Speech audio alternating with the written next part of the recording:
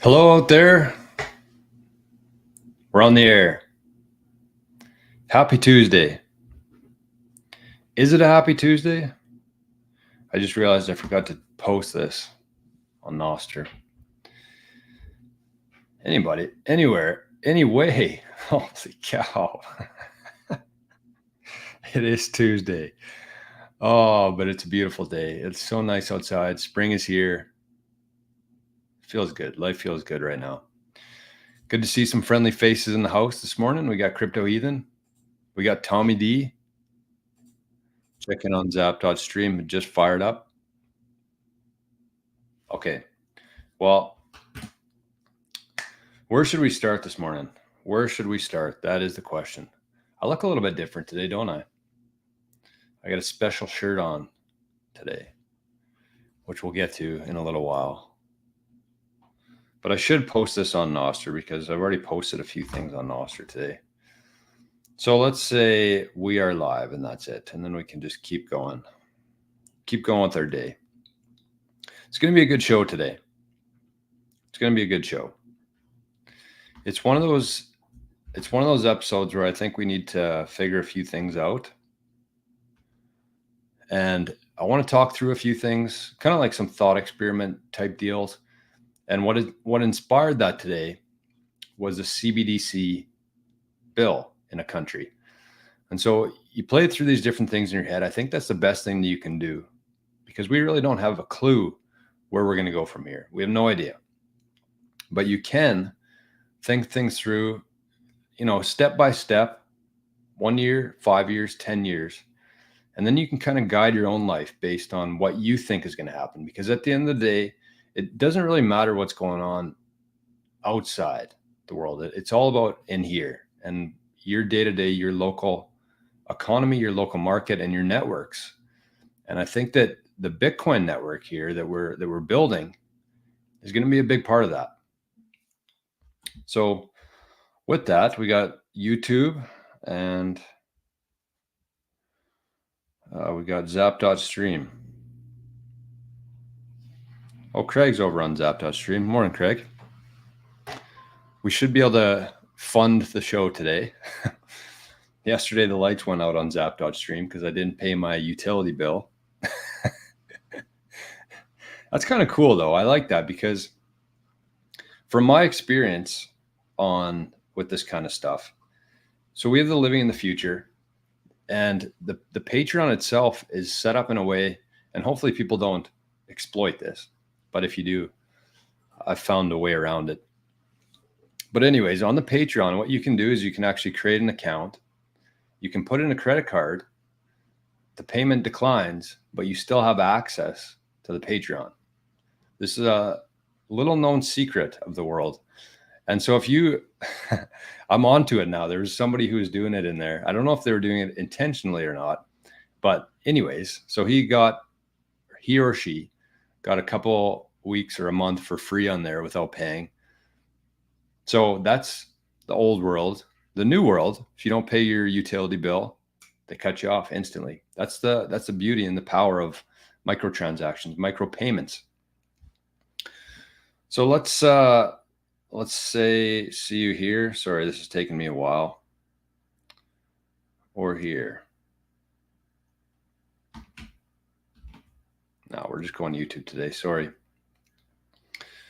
Zap.stream. I don't have time. We got to keep the show going here. Zap.stream is going, though. We got Dan over there. We got Craig. We got a few other people. And over on the YouTubes, we have Johnny. Little late, super busy at my job. It's okay, man. We're here.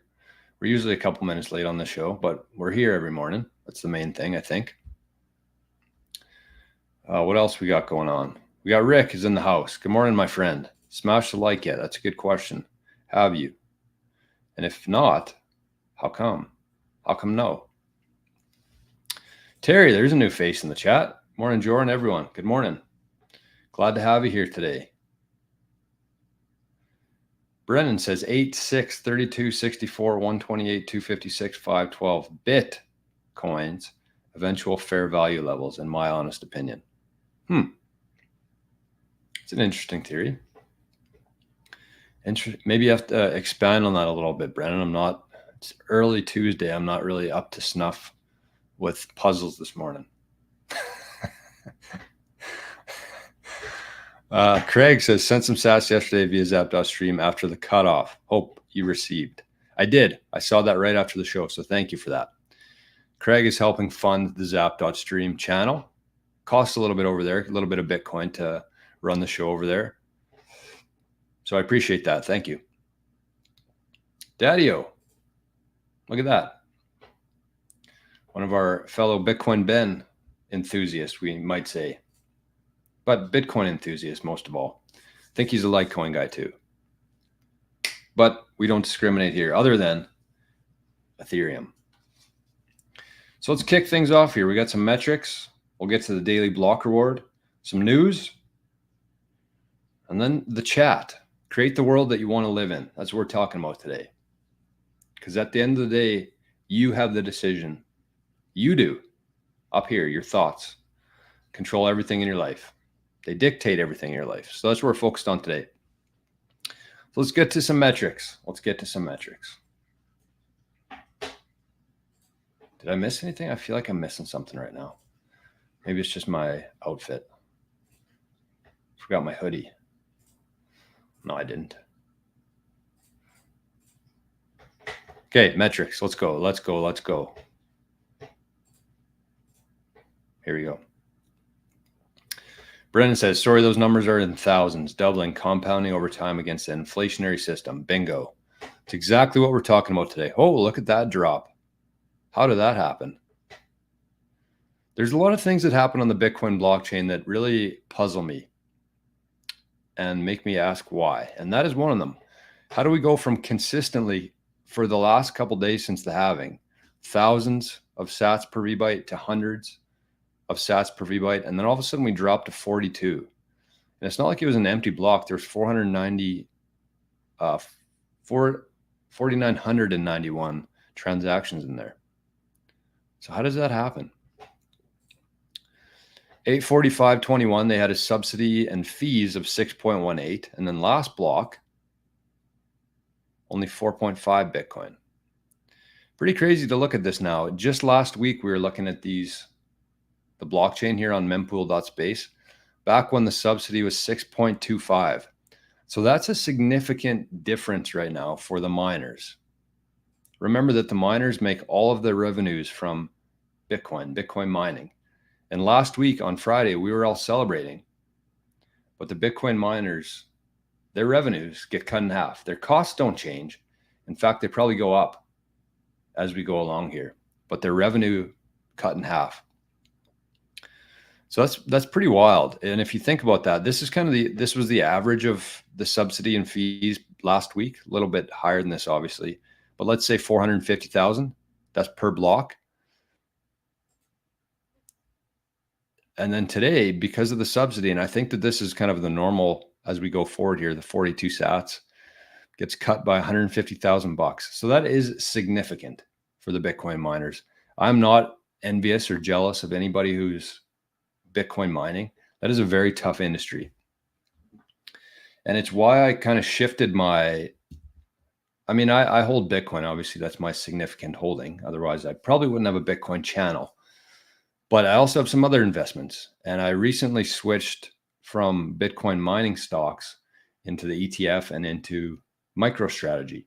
For that reason, it's just very difficult for these miners to keep the lights on and to keep the miners running when every 4 years your revenue gets cut in half. And so what we would expect here and what should happen is that the way that everything works within Bitcoin is that even though the subsidy and the fee went down in Bitcoin, because, it's a halving year, the price usually goes up significantly. Their dollar amount over time will equalize, stabilize. But we're not there yet. The price hasn't moved much in the last little while. The last halving, it didn't move till around September. It didn't really move much until September. So it halved in May 2020, and then it wasn't until about September 2020 where the price really started to move. But then it 10x'd. So that was before Wall Street. That was before all of these countries. That was before everything that's been happening in Bitcoin. So I do expect a fairly significant movement this summer or fall. So the fees, 250 sats, they have gone down for one block, but that's been the average for the last little while. 250 sats per VByte. Pretty high, too high. If you have a choice of moving Bitcoin or not, don't move Bitcoin right now on layer one. And, you know, we're going to see stuff like this. We're going to see high fee environments over time. There's going to be different things that trigger it, but there are going to be high fee environments. And so part of your Bitcoin plan and part of your Bitcoin strategy should be setting up for that, setting up for the times where it is a high fee environment, which includes maybe some Liquid, maybe some eCash, maybe some Lightning, Phoenix Wallet. And then when fees go down, that's when you have to take advantage of that and consolidate your UTXOs. So there's a whole lot more to Bitcoin than just buying it and holding on to it for a long time. And I mean, there has to be, otherwise I wouldn't be able to show up every morning for an hour and talk about it, right? So price today, $66,043 US. 1 year ago today, you could have got a Bitcoin for $27,583. And 4 years ago, you could have purchased one Bitcoin for $7,500. The Moscow time today, we're going to get rid of this halving thing because that's a long ways away. And I don't feel like doing the math every morning. Moscow time this morning, $1 US will get you 1,514 sats. The price today in Canada, 90,429. Like we always say, it is the deal of a lifetime. Anytime you can get one sat, anytime your dollar gets you more than one sat, that's the deal of a lifetime. And probably more so than that, actually, depending on what your theory around Bitcoin is. Moose Jaw, Saskatchewan. The time here in Canada is $1 Canadian will get you 1,105 sats. Bye-bye. Bye-bye metrics. Okay, so now we're going to do the daily block reward. And that is the best boost, the best comment from the last day. Boosts will be prioritized. I've said that before, but if you are somebody who's into Bitcoin, likes Bitcoin, is into earning Bitcoin, you definitely have to get onto the Fountain app. Every single day, turn on a podcast. It doesn't matter what it is. I mean, if you're somebody with an open mind, it's never a bad idea to just kind of go through a few different podcasts and see different perspectives than you're used to. And I've kind of started doing that. There's a whole bunch of different shows on there. And so you can earn free Bitcoin every single day on the Fountain app just by listening to podcasts. So the Bitcoin journey is on there. If that's something, you know, you want to watch it in the morning and then just turn it on to earn some free sats after. But you can also send a boost to the podcaster. So you can send 100 sats, 1,000 sats, 1,000,000 sats, and you can leave a little message on there with the sats. Actually, speaking of that, what was my idea last night that I had? Suggestion box. That's what it was. Okay, let me write that down here. We'll talk about that in a second. Where was I? Fountain. So that's what we're going to start doing. We're going to start reading the top boost or comment. If there's no boosts, we'll read a comment. And so this one is from yesterday. I was talking about gold, and I was talking about how much gold is out there. And how much gold is out there that we don't know about or they don't tell us about. And so I started hinting at the fact that most of the national parks in the world, or especially here in Canada and the US, there's much more than just wanting to attract some tourism there. A lot of it's protected. A lot of it is very good, rich, full of natural resources like gold that they just block off from everybody. So the comment yesterday, this is from Derek M. over on YouTube. And the comment was, this is a constructive one, not a real positive or a negative, but a constructive one.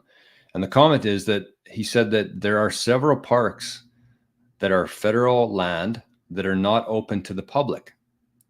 Some are even no-fly zones. So, I mean, just growing up in Canada here, there's a bunch of provincial parks, there's a bunch of national parks. And they kind of become, I don't know, you have a much different perspective on them than I have now. I used to be like, okay, well, they're, putting all their resources together. They're hiring people. They're bringing in tourism. They're doing all these good things. But there's always more to the story. And like the comment says, there's several parks that are not open to the public, and some are even no-fly zones. So just ask yourself logically, why would there be a no-fly zone over a national park? Why? Think there's some majestic animals in there that they don't want the people to see, or maybe something else? I don't know. Not up to me to tell you, but it's up to you to think about it. Zap.stream, Crypto Heathen says, when we zap, do the sats go directly into the channels fund or an intermediate wallet? Is that on Zap.stream or on Fountain, Crypto Heathen? Because if it's Zap.stream, it goes directly into my LB wallet, which is connected to my Zap.stream account. And Fountain, I believe they take 1 or 2% of all sats that are boosted on there. Daniel says, late to the show. Good morning. Nolan went over. Nolan starts early then, hey? Must be on the East Coast. Or he's an early riser. Honestly, one of the things that has made the biggest impact, had the biggest impact on my life, is getting up earlier. I don't know why. And I've seen some people on Nostr say that it's a cheat code to life. I really believe that. You can get a shitload of, even if you're not doing a live show, you can get a shitload of stuff done in the morning before everybody else wakes up. You get your stuff done, and then you have the rest of the day. You can free up some time maybe to hang out with family, the dog, kids, do some stuff that you like, maybe go to the driving range in the afternoon, get some sun. I don't know. I spent way too much of my life sleeping in. Not sleeping in until like 10, but like half an hour before I need to work. So you wake up, you don't even know what's going on. You're just going through the motions, go to work, come home, eat, watch Netflix, go to bed, do it all again. It's just a bad cycle to get into, I think. Adrian Lee says, top of the morning. Hey, that's a good line. Top of the morning. Stephen R. Covey stated that all things are created twice. There's a mental or a first creation and a physical or a second creation, all things. I really believe that too. That's a big part of what we're going to be talking about today. Man, Adrian Lee's got some timely quotes. Timely quotes. And Vake, there's a new face as well. Be the change you want to see in the world. Bingo. Oh, we got a little anonymous zap over on zap.stream. Love that. Love that. 1,000 sats. And the comment says Epoch 5 will be epic. Couldn't agree more. This epoch is going to melt faces off, I think, personally. Oh, that's Daniel. Says that was me. I forgot to log in. Crypto Ethan says on zap.stream, so you have to then allocate these sats to keep the stream up, or zaps don't directly fund the stream.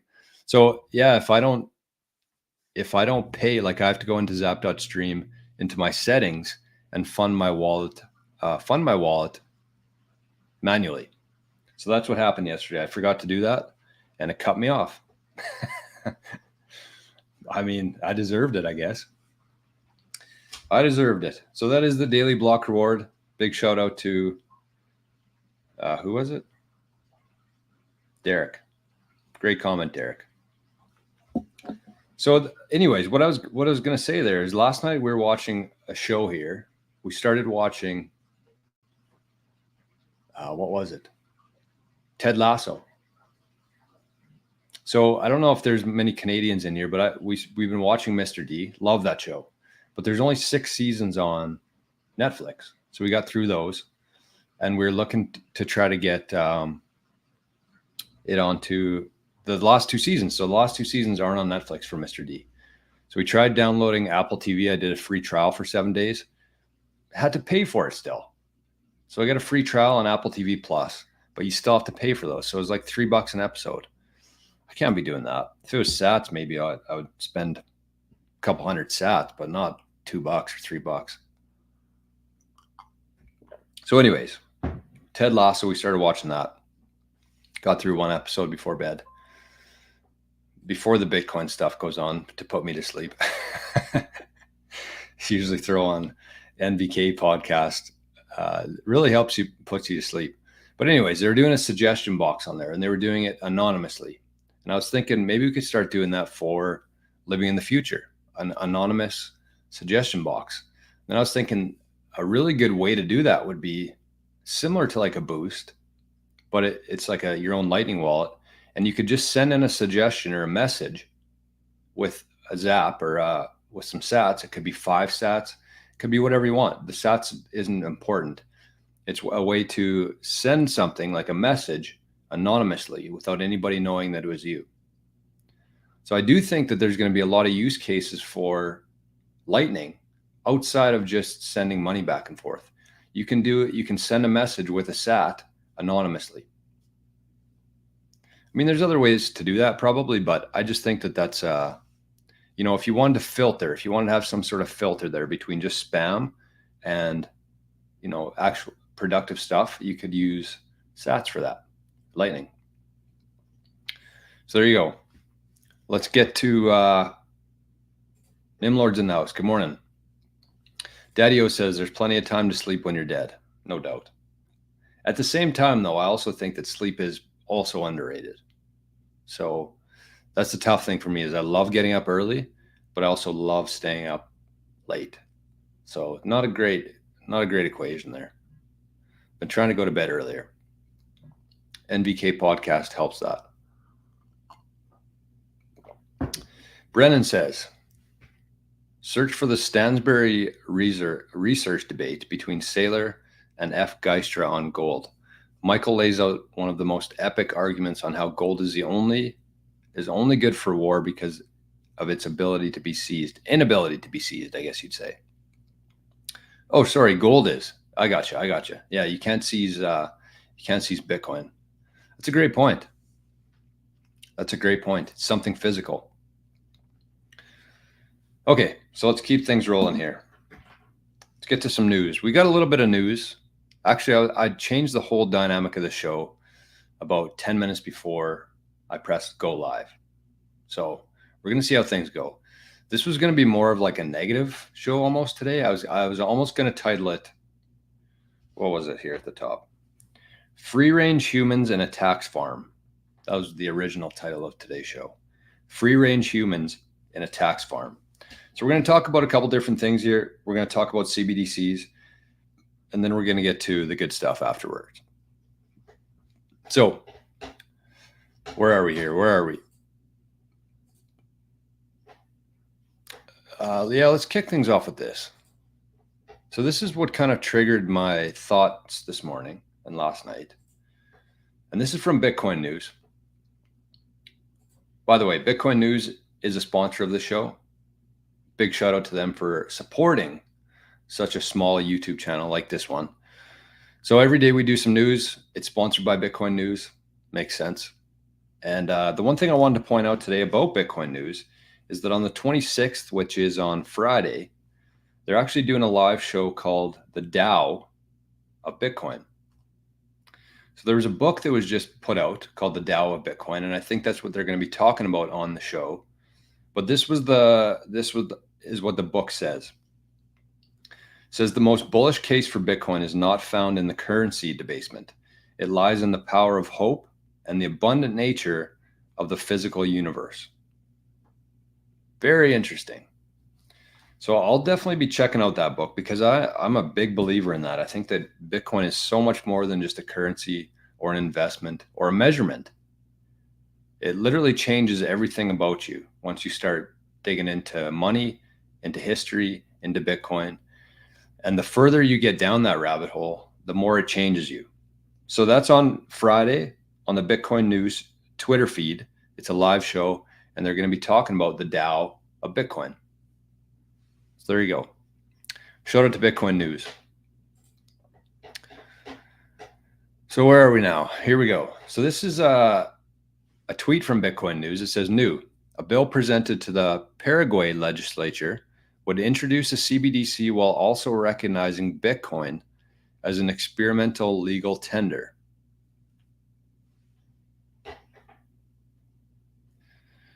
So the deputy presented a bill that aims to regulate the virtual currency as well as the creation of a national digital currency and the digital assets regime. This parliamentary initiative is in addition to the prohibition of crypto mining, which is in the Senate.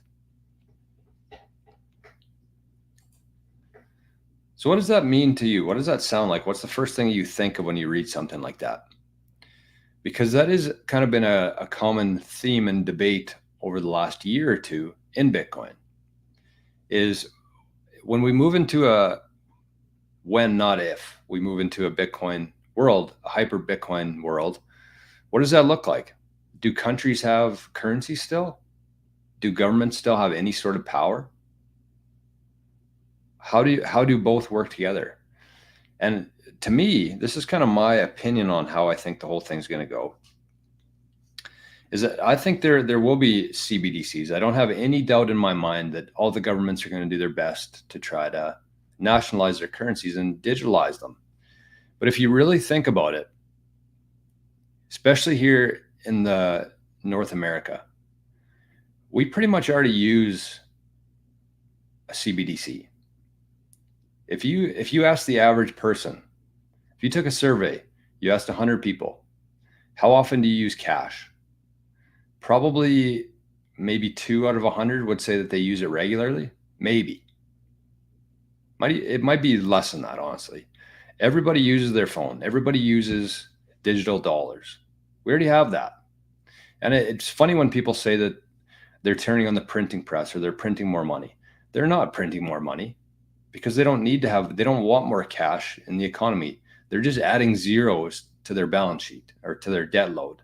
That's all they're doing. It's already digital. But this is very interesting that Paraguay is also recognizing Bitcoin as an experimental legal tender. So to me, this is just my thoughts on it, is like there will be CBDCs without a doubt. And if it doesn't really matter if there's CBDCs, because as long as we have Bitcoin and as long as Jeff Booth says, as long as it stays decentralized, it doesn't matter what other currencies are out there. It doesn't matter if there's a million cryptocurrencies. It doesn't matter if there's a CBDC. If everything's being measured against the one currency with a fixed scarce supply, then we could have 1 trillion other currencies. It doesn't really matter as long as we're measuring it to that fixed currency. And I think that over time, I don't know how long it'll take. I think that the CBDCs will ultimately fail, not because people stop using them, but I think that we're going to transition away from the government control that we have now. I think the governments are going to become less and less powerful. And on the flip side of that, I think the corporations, especially the big ones like BlackRock, are going to become more powerful. We're kind of already there. If you look at the last election and how influential the corporations were on deciding the president, that just goes to show you that the majority of the power is in the corporations at the corporate level, not the government. So they're going to roll out these CBDCs. It doesn't really matter. I think that as long as Bitcoin is here, as long as it stays decentralized, we're fine. And that's going to kind of be the theme of the dryer just stopped here and it got really quiet. But that's kind of going to be the theme of the second part of what I'm going to talk about today. Caesar, good morning. Another new face. APU. What is that referring to? Was I talking about something? I don't know. Anyways, we are already on CBDCs. The worst thing that I think that could happen is if they take away cash completely. But at the same time, and this is something that, you know, when I was talking to my hairdresser about this, I said that Bitcoin is essentially cash. It's at the top of the white paper. It says it's a peer-to-peer electronic cash, not currency, cash. And if you really think about it, it's the exact same way. If you had a Lightning wallet, a wallet of Satoshi, you didn't have to enter your name. You didn't have to enter in your phone number, your email address. Nothing is connected to you. All you do is download a wallet of Satoshi. And let's say that you went on to Nostr. You hooked up a new Nostr account, started earning some sats into that wallet of Satoshi. You didn't have to enter your name. You didn't have to enter your phone number. You didn't have to show a proof of identity on Nostr. And so you could start earning these sats, Bitcoin, into your wallet. And then if you wanted to pay somebody, if I wanted to send you some of my sats from my wallet of Satoshi, none of that process has been KYC'd. I can do that without any bank knowing about it. I can do that without any government knowing about it. And I just send you the money without anybody's permission or anybody knowing about that. So that's a big problem for these governments. How could they ever control that? It would be impossible. So that's why I think that Bitcoin is essentially cash. And people, that I think once the powers that be figured out that they can't stop Bitcoin, the one thing that they did was try to usher us into this world of KYCing our Bitcoin. So that's buying Bitcoin on exchange when you have your name attached to it, or holding a Bitcoin ETF, which is attached to your name. That's not what Bitcoin was designed to do. We've kind of been pigeonholed and pushed into that world of KYC. So that's kind of where I wanted to start. Senior citizens use cash. I love using cash personally. And I think that as more and more people learn Bitcoin and learn about Bitcoin, start earning Bitcoin, I might start using, I'd much prefer to use Bitcoin, obviously, but cash is, we have to keep the cash going. Over on Zap.stream, Crypto Ethan says the big banks, the corporations, the governments, and the rich will use Bitcoin as a settlement, and they'll push CBDCs on the working class. Lightning may save us. Fair point. Fair point. I do think that the layer one will be much too expensive for the average person to use. But that's not what it was really designed to do. I think that if we ever moved into a Bitcoin world, anybody, including Satoshi, could have realized that the free market aspect of the Bitcoin transaction fees would make it unusable for a lot of people. And that's not really what it's designed to do. I see the Bitcoin layer one network as being, as Crypto Heathen said, a settlement layer for countries, for big corporations, even for us. If you want to buy a house with Bitcoin, you're not going to send it on Lightning. It's going to replace the bank wires, which we use today. If you want to buy a house, you send a bank wire. Bitcoin, it cuts out the middleman there, but it does the exact same thing because it settles. You cannot reverse that transaction, and it's able to handle these bigger transactions. Brennan says Bitcoin is actually a perfect replacement for cash because of this that's a hard word to say, pseudonymous ledger. Auditability is the extent of the government's control, and that is better than paper cash for them.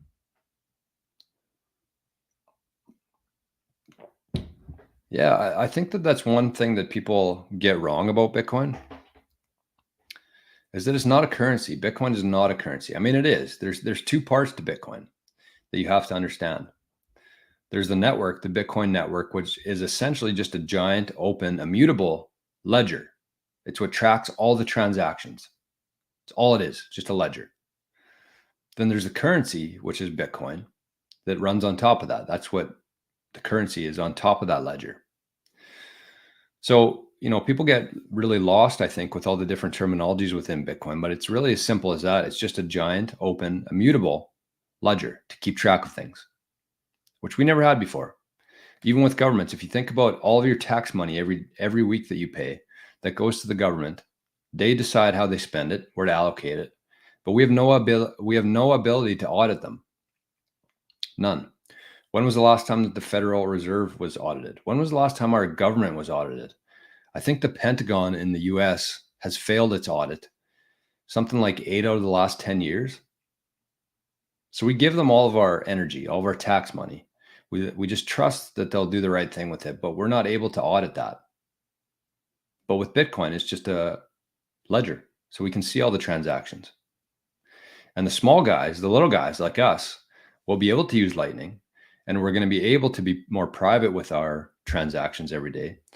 Whereas the governments, you can figure out whose wallets are what. And that's what I think the next part of this is the governments and the banks that do embrace Bitcoin are going to be the ones that stick around and outlast this.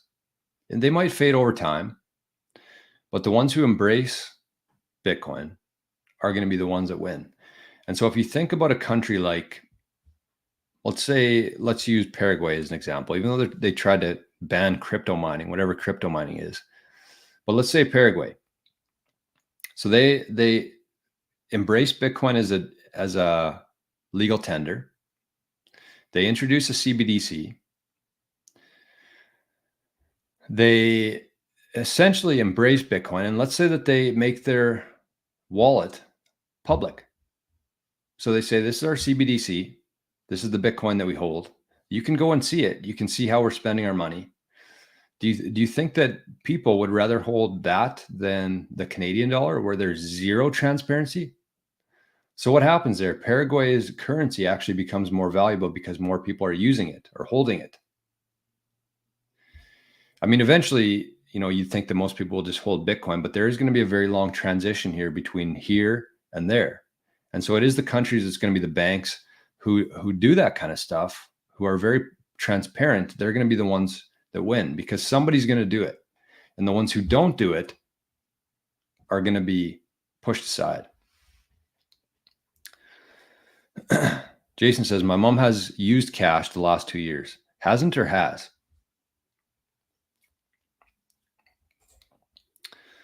Vake says, the main concern I have is a future hostile fork launched by the ETFs and government and MicroStrategy to change Bitcoin on a protocol level. I don't want to get too far into that road right now. I don't think that that's possible. I think that MicroStrategy has 1%. The ETFs have about 1%. They have a very long ways to go before they're even in a conversation. But I do think that, future-wise, if we're talking 100 years from now, because we know that BlackRock's not going to stop buying Bitcoin ever. They have unlimited capital. They have their hands in every company on earth. They're never going to stop buying Bitcoin. So I do see that as a concern as well, but it's not going to be for a very long time. And, I don't know what the counter to that is. The counter to me is like buying Bitcoin at this stage as a little guy, holding on to it for as long as you can, spending it when you need to, but only spending it within your own economy, within your own Bitcoin economy. So it's not going to BlackRock. You're not selling it on an exchange that will go to BlackRock. You're spending it with other Bitcoiners in your network. And that's kind of the decentralization that Jeff Booth talks about. I don't know how specific he gets, but I do think that that's one cure for it. And, people talking about it, people being aware of it, that's step one. And it's something that we have to decide ourselves if that's what we want to do. Because if you think about it, like logically, BlackRock is going to be buying Bitcoin forever. They're never going to sell any of their Bitcoin. And the more that they buy and the less available there is, the more scarce it is, the higher the price is going to go. And when the price goes higher, the 70% of people who haven't moved their Bitcoin in the last couple of years, let's say that Bitcoin went to $1 million tomorrow. How many people are going to sell their Bitcoin for fiat and buy a new car? Probably a lot. And where's that Bitcoin going to flow to? BlackRock. So we have to be prepared for this. We have to be ready for that to happen, because it's going to happen. That's what they're going to do. They're going to push up the price, because in that other world, in the fiat world, they have unlimited capital. They have an unlimited amount of it. And so it's going to be a very short-term boost for you, whether you buy a car, buy a house, whatever that is. But in the long term, that's going to be a very bad thing for us. And BlackRock knows that. They're not dumb. Carl, good morning, my friend. Good to see you. Good to see you. Boom Me. That's a good name. Says, I'm just wondering, how do we do any research on BTC to find out anything unless someone tells us their wallets? Yeah, you just answered it yourself. They would have to tell you their wallets. That's the beauty of Bitcoin. You can't figure out other people's wallets. I mean, there are people that have and do this kind of stuff for a living. There's crypto or Bitcoin analysis firms. I think Chainalysis is one. But for us, we wouldn't be able to just figure out where, what our government's wallet is unless they told us. And at that point, you'd think that there's just going to be such a huge shift in dynamic here in Bitcoin, because if you look at the amount of wallets that have over 1 Bitcoin, it's not that much. And there's hardly any countries that own Bitcoin right now. So let's say that countries start printing money to buy Bitcoin or taking on more debt to buy Bitcoin. Their balance starts going up.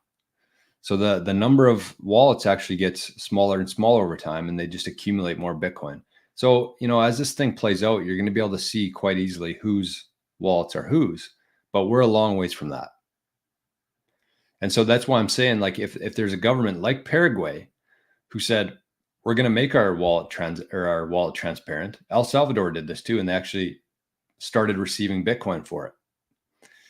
So the governments are going to say, this is our wallet. You can see where our funds are going to and how much is going there at a time. And they're going to be the countries that people move to and invest in and hold their currencies in, because they see these CBDCs are coming without a doubt.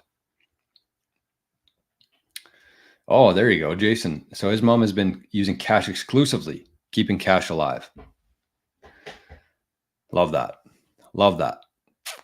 Craig over in Zap.stream says, could be worth doing a deep dive on using Bitcoin across layer 2 Lightning Liquid for cost, privacy, and UTXO's consolidation best practices.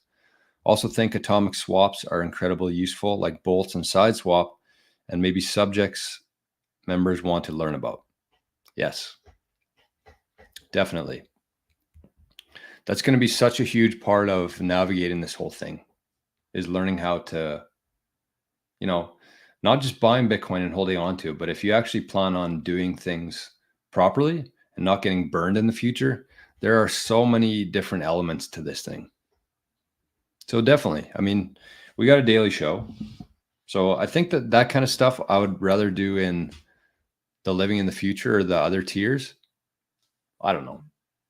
Just because it's more private that way. It's more effective, I think. Okay. So let's, what else do we got here?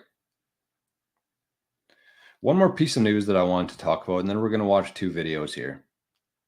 2 short ones. But the other piece of news that I saw was that the New York Stock Exchange, they're testing around the clock trading. Officially.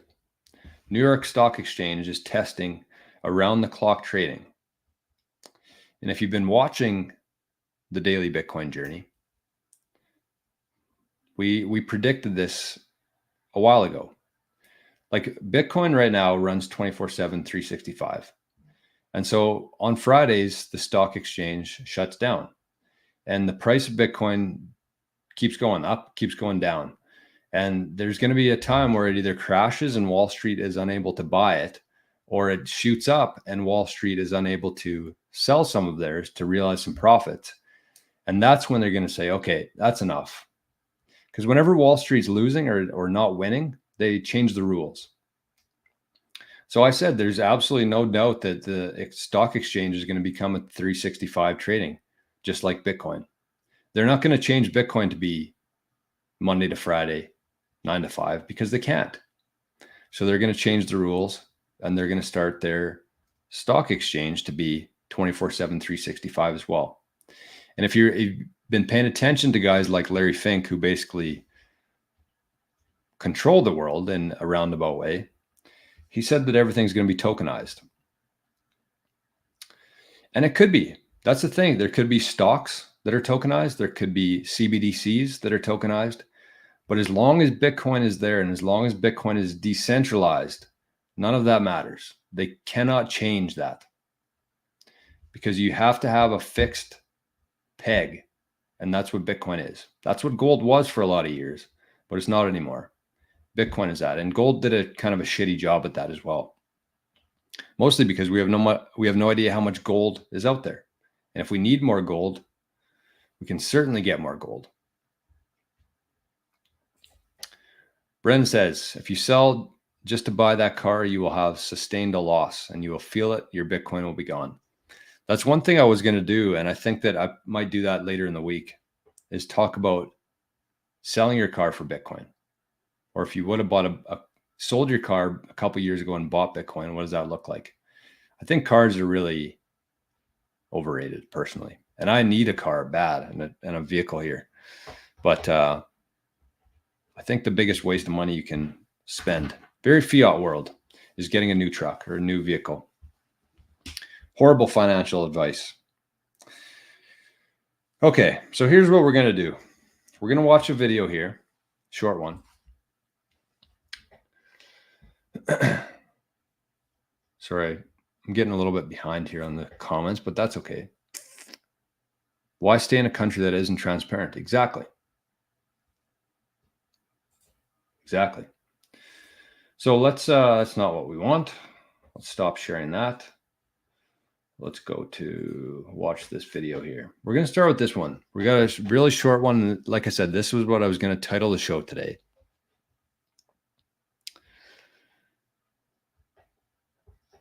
Where are we here? Okay, so this is 30 seconds long. And it talks about how much has changed in the last 150 years in terms of our governments and our taxes and everything. So the title of today's show was supposed to be called Free Range Humans in a Tax Farm. And so let's watch this and see what she's talking about here.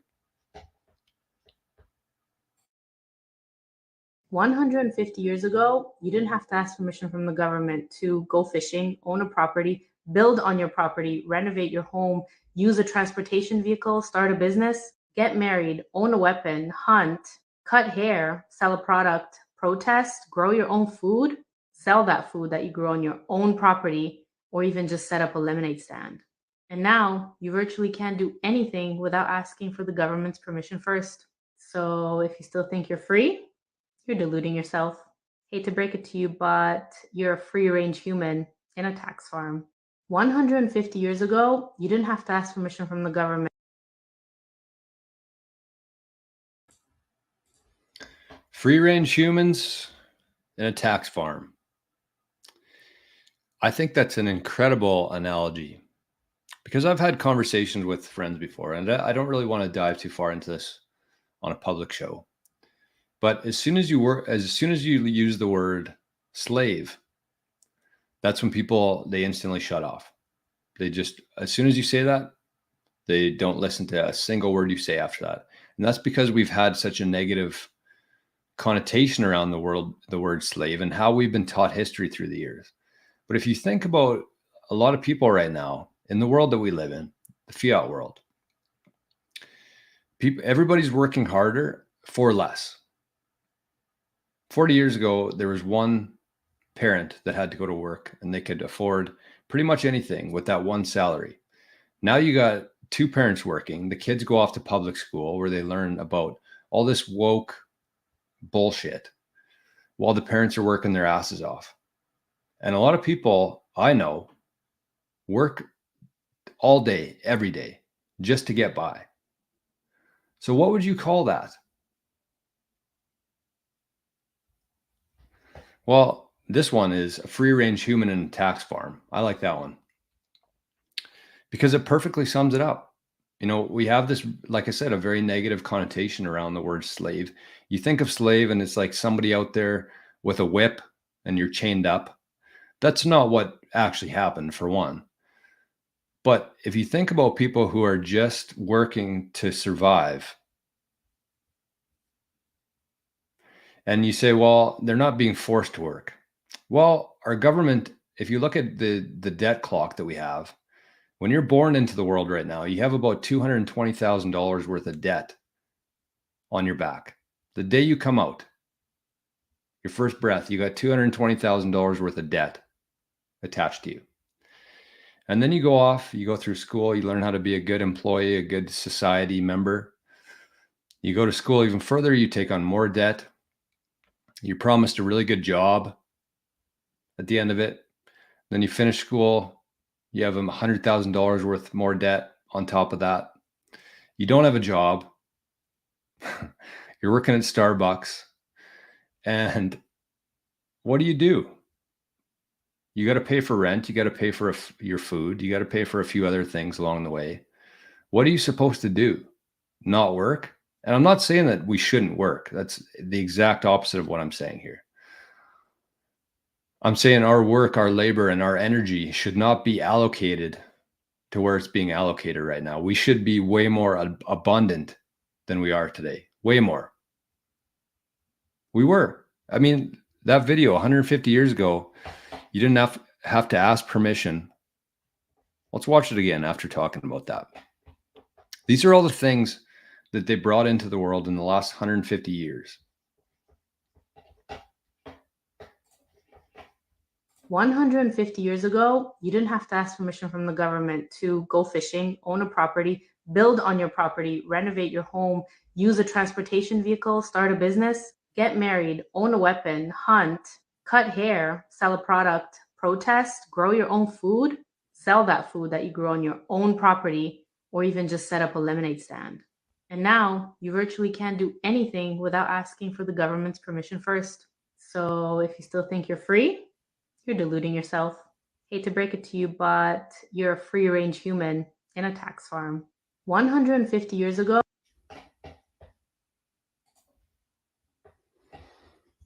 It's crazy. It's crazy what's happened, and it's crazy that most people are just okay with it. And it's mostly because we've never known anything differently. The old fish born into water is it's a perfect analogy for that. Most people don't know any differently because we've never lived in a world where that wasn't around. So what I'm getting at here, and I think that, hopefully that people can understand what I'm saying here. But this is the other part of it, because we do have a choice now. We didn't have a choice. In a world before Bitcoin, we didn't have a choice, and we were in a lot of trouble, I think, because if you go down the CBDC rabbit hole and you say, okay, well, that was their plan all along to introduce this digital dollar. They knew that this fiat dollar would die. They knew that the whole system would have to be reset, and they would usher us into this central bank digital currency. By that time, everybody would be on their smartphones. Everybody would have everything attached to that. And that's basically everything that's kept in all those things they just listed. How they can enforce those, their threat. If you don't pay your tax, if you don't do this, if you don't do that, we're going to shut down your bank account. And if you don't have a bank account, you're in a lot of trouble. In a society like this, you're in a lot of trouble. You can't get a mortgage, you can't get a car, you can't get anything without a bank account. You can't start a business without a bank account. But with Bitcoin, they can't do that to you. They can't freeze your Bitcoin. They can't. They can come to your house, they can knock on your door and say, hey, we saw that you bought this Bitcoin back in 2024, hand it over. And if you do it properly, if you're ready for that, if you prepare for that, there's nothing that they can do. They would actually have to go inside of your brain, get 12 words, extract those 12 words, get your Bitcoin and send it to themselves. And there's no way that happens today anyways. So yes, if we continued down this road and CBDCs were introduced and you said something wrong, or if I posted this video online and the CBDC owners, the government didn't like that, they could freeze my account. And in a world without cash, I would be in a lot of trouble. And that's what they wanted to do. They wanted to get rid of cash. They wanted to go 100% digital, and they would have full control of every aspect of your life, even more than they've already got right now. But with Bitcoin, they can't do that. So they can introduce all these different things that they want. It's not going to have the same impact as it did when they could freeze your bank account and essentially ruin your life with that. They can't do that anymore. So this next part here, which I'm going to be talking about, is, there's some action over in Zapdos stream. Love to see that. We got, wish I could, I'll have to refresh this so I can see NPubs.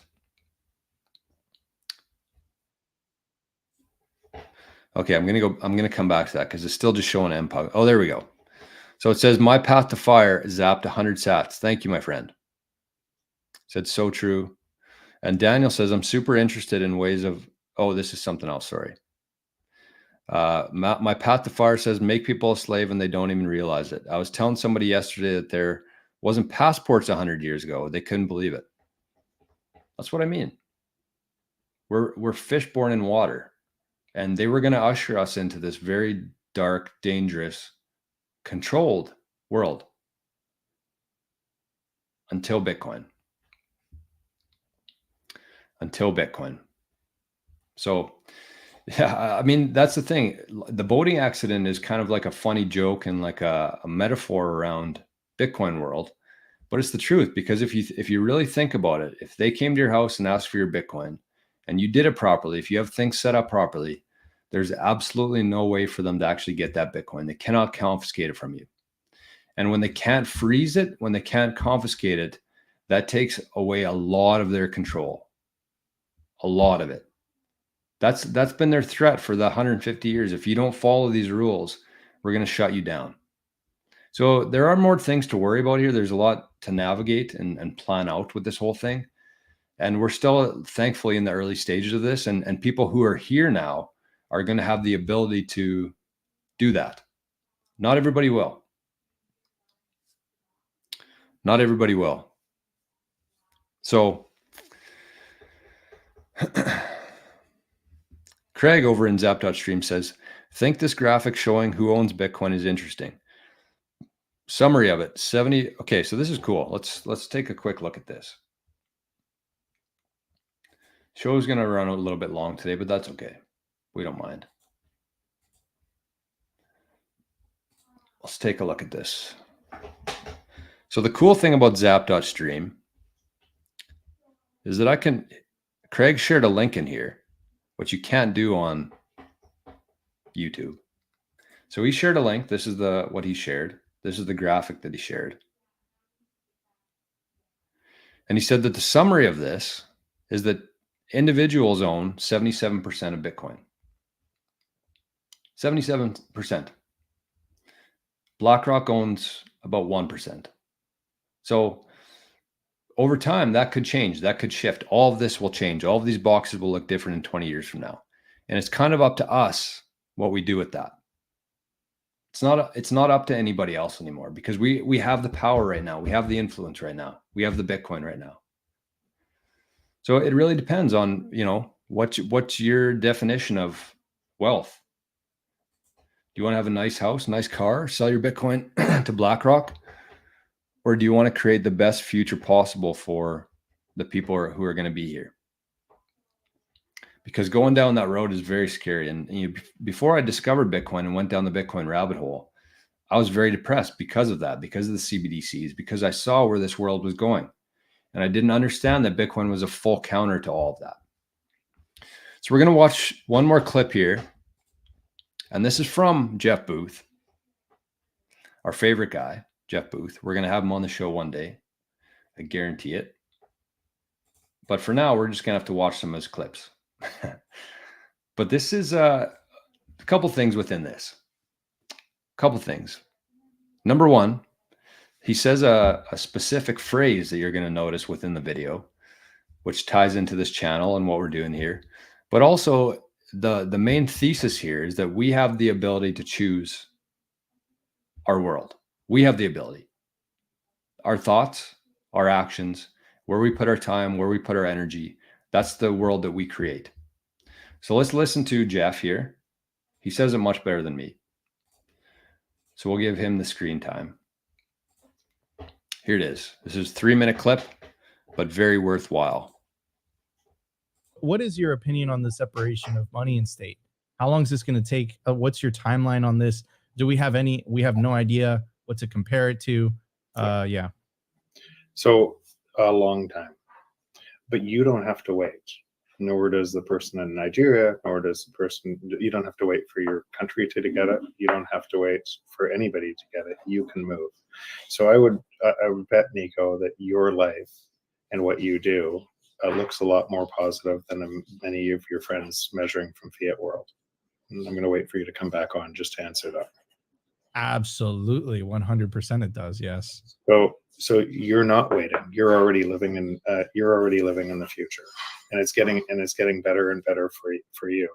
And so when people ask me all the time, when will they're spending 90% of the time or 95% of the time reinforcing clown world, I kind of ask when for you, because that's what matters. And then the more and more people that move their time over, the more people see exactly what you're seeing versus your friends, because they're just measuring from a system based on theft, and you aren't. And so your life is getting better and better as a result of that, and more hopeful because of that. How long? There's a whole bunch of people that if you pull up Bitcoin price in Argentina right now, that has that you'd see 55 million per Bitcoin. There's a whole bunch of people that still believe the Argentina peso still has value, and they're measuring in that. So if that's the way that the world works and they don't see it yet, then probably a long time. Because the other thing that influences is every time those currencies devalue to the extent that they do, the US dollar gets stronger, and it extends the life of the US dollar, because those people think US dollar is a good thing, and they go and try to save in US dollars, when really what the US in this situation is doing is strip mining those populations from all of their productivity.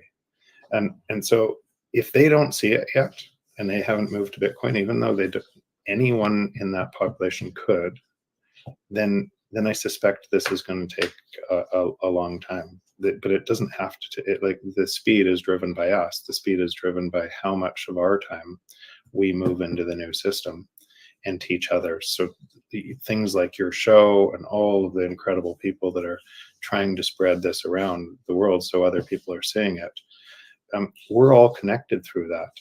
And the more connection we have, the world doesn't look like people look. If you go to all these countries and actually meet people, they look the same everywhere. Same hope, same dreams, same. And you see that in Bitcoin, and you see that in Bitcoin conferences. No matter where somebody is, we're all one. And so as you start to realize that, and your time matters in the system, you start spending more time in your system, but you don't have to wait for anybody.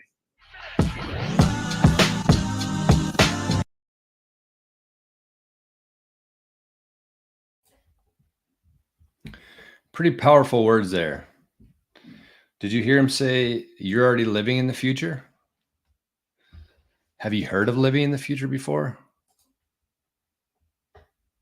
We're there already. We're there. We're already there. That's a crazy thing. If you're somebody who's learning about Bitcoin, if you're somebody who's buying Bitcoin, if you're somebody who's earning Bitcoin, buying things, selling things with Bitcoin, you're already living in the future. And there's in the Living in the Future show that we do a couple times a week, we've been listening to a fellow named Earl Nightingale, I think his name is. And he talks about the 95% of people and the 5% of people. And 95% of people all go the same direction. They do the same things. They're all competing against each other. It's a rat race, essentially. This was 100 years ago he's talking about this. And then you look at the 5% of people who are doing things differently, the people who are taking risks, the people who are creating and living in this world. That's the 5% of people. And I think that's a perfect representation of where we are in Bitcoin right now.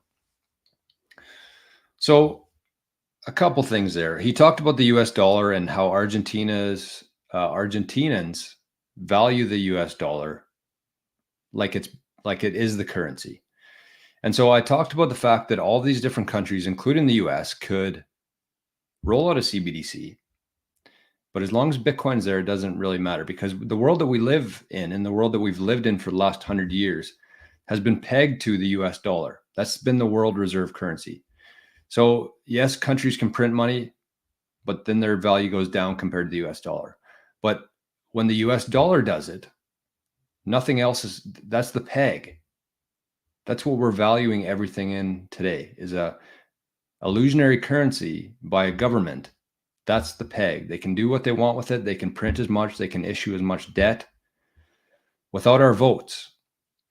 So that's the peg that we have right now. So anything could happen. We could have all these CBDCs, we could have all these different cryptocurrencies, but as long as we have a solid foundation, a solid peg like Bitcoin, nothing else matters. That's the key. So the thing here, And we're going to talk about a few things because, it's fun to talk about these things. It's fun to listen to Jeff Booth talk. But at the end of the day, we still need some actionable things that we can do. I'm going to take a couple questions here, but let's, look at this. We got BTC Backpacker in the house. We got Cleaning Up 12, great YouTube channel. Bodhi. Yeah, and yes, this is the famous quote from Hayek. This was in the 80s. He said, all we can do is by some sly roundabout way, introduce something that they can't stop. We're not going to go to war with these people. We're not going to defeat them. All we can do is by some sly roundabout way, introduce something that they can't stop. That was before Bitcoin. Bodhi says, can you program your Bitcoin to something like a slow sat stream, sort of like an annuity, but self-controlled where you don't access your main stash? Yep. It's programmable. And people hear the word programmable and they think of being able to control people. And that's, CBDCs are also programmable, but it still gives you the ability to do things like that. And you can do things like inheritance stuff where you pass your Bitcoin on to your kids, but they don't have access to it until they're 40 or something, or until they've watched 100 episodes of the Daily Bitcoin Journey. Stuff like that you can do because it's programmable. Summer Breeze, good morning, my friend. Bodhi says, smash the like. That would be much appreciated. And we got Satoshi Nakamoto in the house. Look at that. Okay, and I must have missed a comment here, but Satoshi Nakamoto says, someone mentioned Jones Plantation. You already know. Best movie ever that will never be played on mainstream media. Interesting. I've never heard of that. Let me write that one down. Jones Plantation. I'll go back to the original comment here too. Because we're live and we can do whatever the hell we want to. What did I miss? I think the problem is a lot of these faces look the same. A couple gray ones. Where is it? Oh, right here. Adrian Lee. Our guy says the Jones Plantation, great movie. We all live on the Jones Plantation. Interesting. So it's probably the same thesis that she's talking about in that short clip then, by the sounds of it. Smash like and subscribe. Wow, the Daily Bitcoin Journey is hitting some new all-time highs here. We got Satoshi in the channel and subscribe to the show. Never heard of this channel. This is amazing. Glad to have you here, my friend. Glad to have you. So here's what we can do. I got a couple things. So the first one that I want to mention is what can we do? Because if we actually want to get out of this, we'll call it the Jones Plantation. Let's say we want to get out of the Jones Plantation. What do? What can we do? We have the ability to do it now. So the first thing that you should be doing is you should be supporting Bitcoin companies. And I don't know that there's a directory or anything out there. That would be actually a smart idea. There are apps like that, I think, that already do that kind of stuff, but it would be nice just within like our nostr, within this community, if we had some sort of business directory that accepts Bitcoin. I think that'd be a good place to start. So anyways, support Bitcoin companies. And that's why I wore the shirt today. 21 million shirt. I always wear my hoodie and my Navy hat, but I wanted to show this one off today. Look like a dummy there, but that's okay. It's a great shirt I got in the mail yesterday. It's from our buddy Eric from Juxtapose. He sells some really good Bitcoin merchandise. King Golf is going to be teaming up with him for a few different shirts. So I wanted to give a shout out to Eric for this awesome shirt, 21 million with a little ghost. I bought it actually live on the show a couple weeks ago, paying with Lightning. So you have to support Bitcoin companies, because what we want to do here is we have the Bitcoin now. We don't want to sell it for fiat, which will eventually flow to BlackRock. We want to be buying and selling things with Bitcoin. So then whoever we're buying from, they're getting the Bitcoin. BlackRock's not getting the Bitcoin. So support Bitcoin companies. There's a sponsor of the show called Grey Ridge Coffee. They're a local company from Manitoba here. They roast their own beans here in Manitoba. The coffee is amazing. Drink it every day. They're a sponsor of the show. Both of these links, actually, there's a little discount code in the description. Everything you ever need to know about the show, you can find in the description below. But it's called Juxtapose. That's where this shirt is from. That's where we're going to have some King Golf stuff as well on there. So you can use a discount code. I think you get 10% off or free shipping if you pay in Bitcoin. And then with Grey Ridge, you actually get 25% off their coffee. And it's made here in Canada, roasted here in Manitoba. And he's a Bitcoiner. He accepts Bitcoin on the site. And he's been very helpful in my journey to get here. And we're actually teaming up on something pretty special this summer, which we're going to hear more about someday. So there's the two. Support Bitcoin companies. There's a ton out there. And one other thing on that is that if you are somebody who, sorry, I'm kind of going down a few different places here, and I'm trying to keep up with the chat too. But morning, Danny. Keep it real. We're trying here. We're trying. Summer Breeze says Bitcoin can't be a currency. If you don't print money, liquid dries up. Economy collapses. Bitcoin will be a niche store of value, maybe 50 trillion. That's an interesting theory. Interesting theory for sure. If you don't print money, but the thing that I would argue there is that you don't need to print money. You just add decimal places. So even though the actual amount doesn't increase, you just cut it into smaller slivers. You fractionalize it. You divide it further. So I think that that's a theory that we've been taught, is that you need inflation in the economy. I don't agree with that theory. I think that if you have Bitcoin as the peg, and then you can keep expanding it, you keep moving the decimal places as more and more people show up there. The exact same thing happened with land in the New World here. People showed up. You could get a whole town worth of land for like $1. And as more people showed up, they started dividing that land into sections, half sections, quarter sections, acres, lots. They didn't print more land. They just divided it up. And as more and more people showed up, the value of it went up, and they kept moving the measurement of that land. So it's a good theory. I disagree with it, but that's okay. That's what the show is about. So anyways, what I was saying there was that you don't have to be a Bitcoin company to be part of this economy. What you could do is take a good hard look at what you do every day. What do you like doing? And how could you earn Bitcoin for that? And the one thing I think that a lot of people are sleeping on right now in Bitcoin is starting a business. You don't have to go through the typical rails, that whole thing, all that bullshit. Start a business, whatever it is that you do, and start promoting yourself to Bitcoiners. So use Nostr. Use things like this show. Like, this is the most underpriced opportunity out there. You could literally send in a boost for 100 sats on Fountain. I'll read your message, whatever it is. You could say, I'm a bookkeeper who wants to start earning Bitcoin. This is how you can get a hold of me. Like, this show reaches, a fair amount of people and Bitcoiners. If you want your audience if you want people paying you in Bitcoin, you have to get in front of Bitcoiners. And the cheapest people to get in front of right now are Bitcoiners. It's like an absolute no-brainer. So that's one, support Bitcoin companies. Number two, support Bitcoin channels. As Jeff Booth said, the people who are out there educating people and having discussions about Bitcoin, we have to be supporting them. And I don't ask for much on this show. I really don't. Show up every morning, we talk about Bitcoin. I don't ask for a whole lot.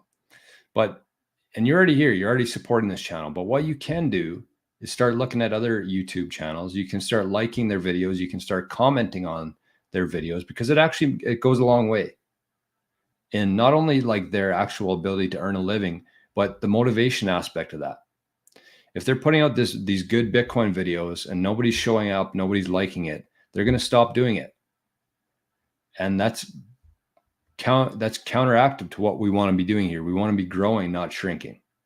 So anything that you can do without, you don't have to spend money, but you can do things like commenting, sharing, liking, stuff like that. It actually goes a really long way.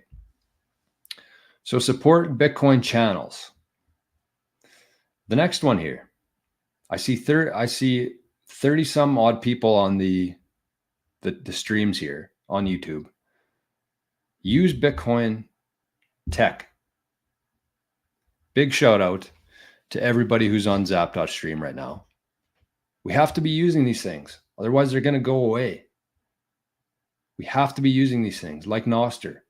Like, don't wait to get set up on nostr. It's so fucking easy to download an application, create a private and public key pair, and start posting on there. Spend less time on Twitter, more time on nostr. Less time on YouTube, more time on Zap.stream. Like, we have to be doing this. I don't mean to get fired up here, but these people are building things like Zap.stream, like nostr, and you're still spending all of your time in the old world on Twitter, on YouTube, and earning fiat when you can just slowly move over to this. We have to start using these Bitcoin platforms, Bitcoin applications.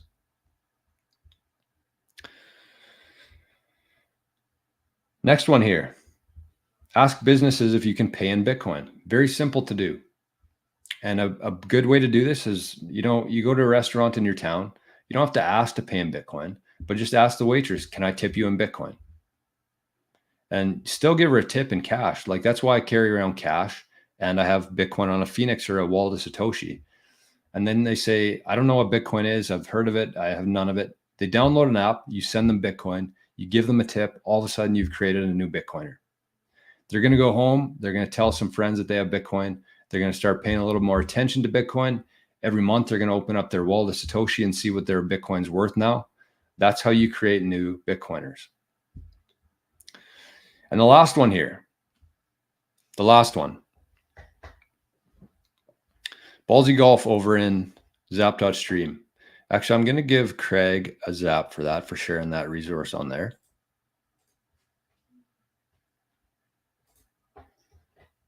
And I'm going to give Ballsy Golf a little zap here as well. Because his comment was, we'll try and tell 2 people who will tell 2 people to grow this channel. That's how it happens. That's how exponential growth happens. But we have to be the ones, we're the ones who are here now. We have to be the ones who kickstart this whole thing. Nobody else is going to do it for us. We are the ones in charge here. We create the world that we want to live in. And the last one here. Bodhi says, if you're a business owner, 80% of the people who want to do business with you don't know about it yet. That's a great quote. And if you were, Bodhi, if you were on Zap.stream, I think you are sometimes, but if you were, I would zap you for that. What did Satoshi Nakamoto say? Yeah, the only part with your Bitcoin, if you don't know, is the superior asset. Agreed. Okay, so this is what the last thing I want to say here. So we talked about the Bitcoin companies. We got juxtaposed here. They got great Bitcoin gear. Love the shirt. This is going to be my most worn t-shirt for sure.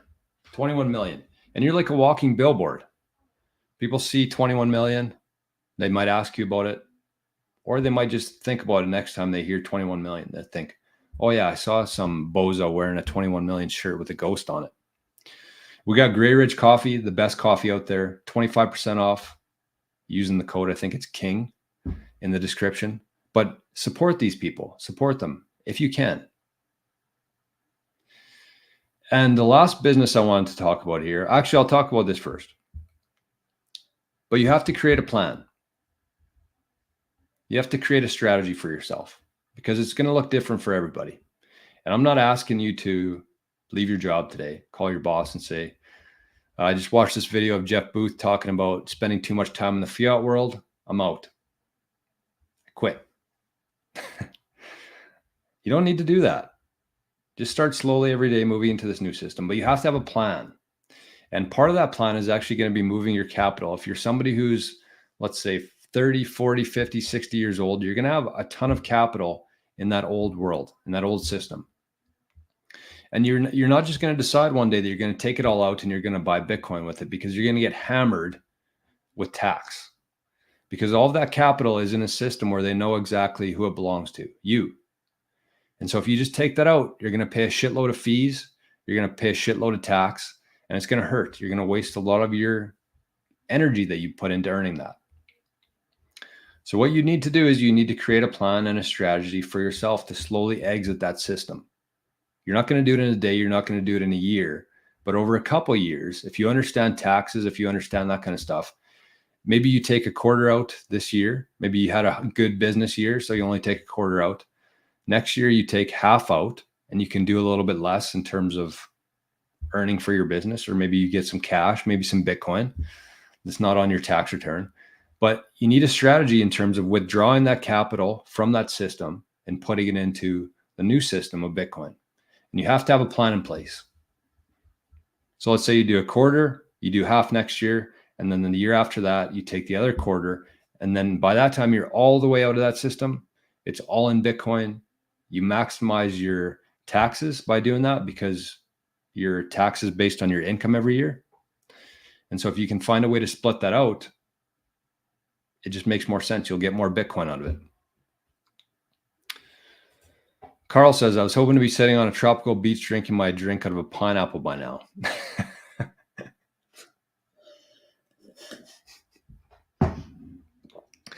That's good stuff. Well, stick around for a while, start earning some Bitcoin, start building your life in a way to do that, and it won't be very long. Letha says, I like the Bitcoin shirt that says, did you just assume my tender? I haven't seen that one. Okay, so let's round things out. Big shout out to Daniel for the Zap over on Zap.stream, 1,000 sats. And a shout out to My Path to Fire for 100 sats over on Zap.stream. I very much appreciate everybody for being over there and for the people who are zapping. The goal today was for some good karma today. So those two will have some great karma today. Okay, so let's round this out. The one thing I want to say with that is that because most people, even Bitcoiners, most people are pretty unfamiliar with how taxes work, how financial planning works. And even though you are in Bitcoin in this world, if you still have some capital in that world that you want to get out in the most efficient and effective way, consider getting a financial advisor. And I know that goes against a lot of Bitcoiners' views, but there are financial advisors out there who actually do this and help people move capital out of that system and into Bitcoin, either through an ETF, MicroStrategy, or actual self-custody of it. And I happen to know a guy. There are very few financial advisors out there who are embracing Bitcoin, teaching their clients about it, and helping people move from their capital from the old system into the new system. And I happen to know one of them. So big shout out to Crysler for Parkview Private Wealth.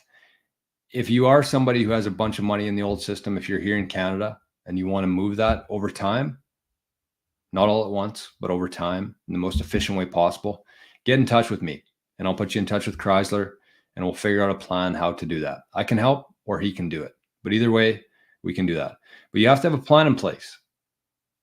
And so even if you just go to Crysler and say, this is what I have, this is where I want to go, he'll start you out on that plan. That's a very good starting point for your plan because that's going to kind of dictate how you do things in your life for the next couple of years. Because the worst thing that you can do is decide that you want to move out of the system today. You quit your job, you take all your money out, you pay a bunch of fees, you pay a bunch of tax. That's the worst thing that you can do. So get a plan in place. If you need somebody to help you out with that, get in touch. We can do it. It's what we love to do. It's what we're here to do. So with that, let's round things out for today.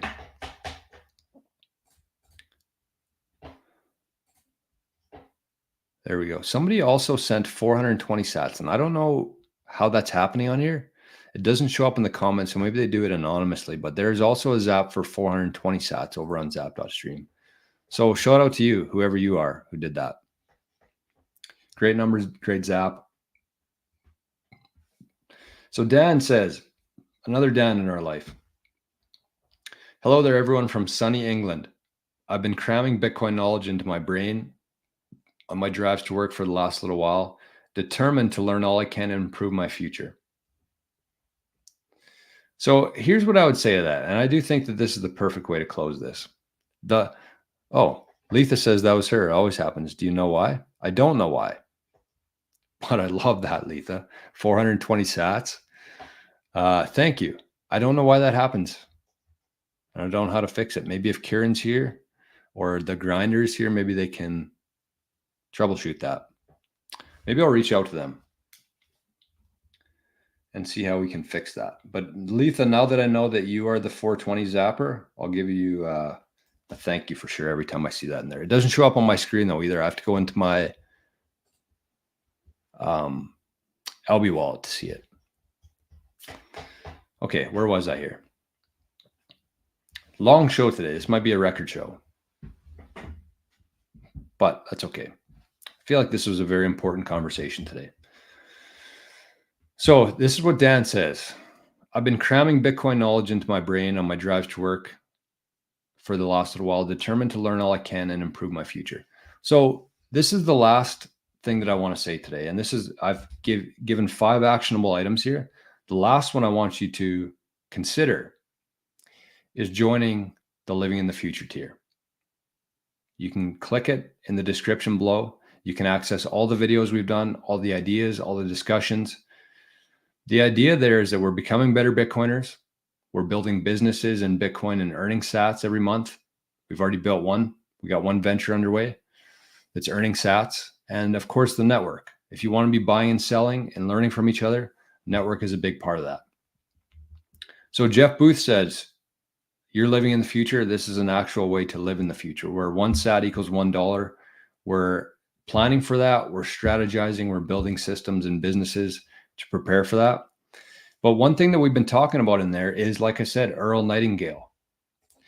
And he says that, you know, one of his things was that every single day for 5 years, he talks in 5-year plans.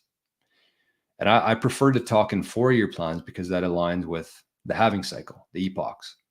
So in 4 years, he said for 1 hour a day, if you committed to that, to learning, it would be, you would amaze yourself of how much you would be ahead after 4 or 5 years, but I'll say 4. So with that, and if you think about how much you've been putting into Bitcoin, how much time, how much energy you've been spending learning about Bitcoin for more than 1 hour a day, think about after 4 years, how much that's going to pay off. I think that most people in this chat and who are listening to this later are significantly underestimating how much knowledge and how useful that's going to be in the future and how much leverage that's going to create for them. Even though it hasn't happened yet, if you're somebody who's putting in the time to learn this stuff and different aspects of it and build a business for 1 or 2 hours a day, you're going to be very well positioned in the next 4 years. And that's what we're focused on, 4 years at a time.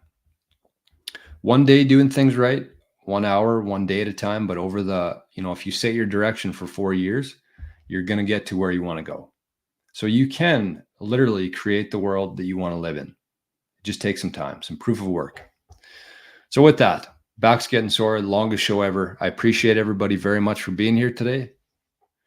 I hope you have an amazing Tuesday. Thank you for showing up. Lots of new faces in here. And this channel has been growing at a very good pace. So I appreciate that very much, everybody.